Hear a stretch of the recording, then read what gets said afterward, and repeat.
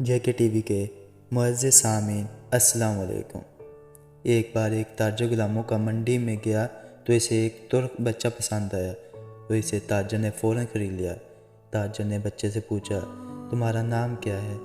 لڑکے نے جواب دیا، جناب میں نے اپنا نام بتا کر اپنے نام کی توہین نہیں کرانا چاہتا۔ میں غلام ہوں، اس لیے آپ جس نام سے پکاریں گے وہی میرا نام ہوگا۔ تاجر کو اس جواب پر حیرت ہوئی، لیکن اسے یہ بات پسند آئی کہ بچے میں عزت نفس کا احساس باقی ہے۔ تاجر نے اس بچے پر خاص توجہ دی اور اس کی تعلیم اور تربیت کا انتظام کیا۔ بچے نے بہت جلد تیر اندازی، تلوار بازی اور شہ سواری میں ایسی مہارت حاصل کی کہ خود تاجر حیران رہ گیا۔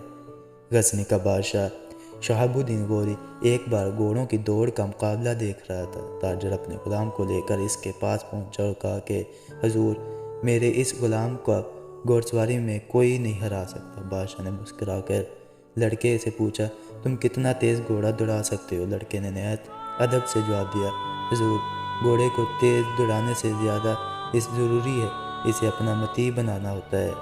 غوری نے چونک کر اسے دیکھا اور ایک بہترین گھوڑا اسے دیتے ہوئے کہا، یہ لو، تم اسے گھوڑے کو اپنا مطیع اور فرمانبردار بنا کر دکھاؤ۔ لڑکا اچھل کر گھوڑے پر بیٹھا اور کچھ دور اسے چلا کر لے گیا اور پھر پلٹ کر واپس آیا۔ لوگ یہ دیکھ کر حیران رہ گئے کہ واپسی پر بھی گھوڑا اپنے پاؤں کے نشان پر ہی چلتا ہوا آیا۔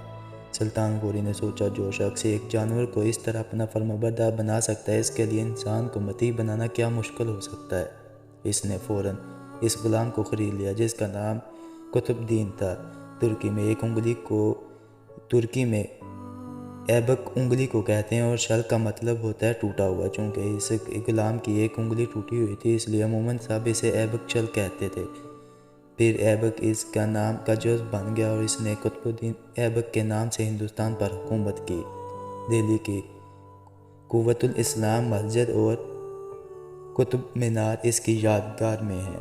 قطب الدین ایک بہت ہی سخی بادشاہ تھا۔ ایک مرتبہ ایک غریب اس کے دربار میں آیا اور کہا کہ میں نے سنا ہے کہ 1,00,000 روپے اگر کسی جگہ رکھ دیے جائیں تو اس سے سکوں کا اتنا بڑا ڈھیر لگ جاتا ہے کہ اس سکے کے سائے میں ایک کتا بیٹھ سکتا ہے۔ میں نے بھی 1,00,000 روپے نہیں دیکھے۔ قطب الدین نے فوراً حکم دیا کہ 1,00,000 سکوں کا ڈھیر لگایا جائے۔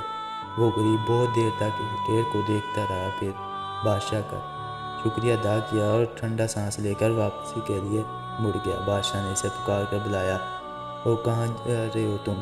اپنے پیسے تو لیتے جاؤ، اور 1,00,000 روپے ادا کر دیے۔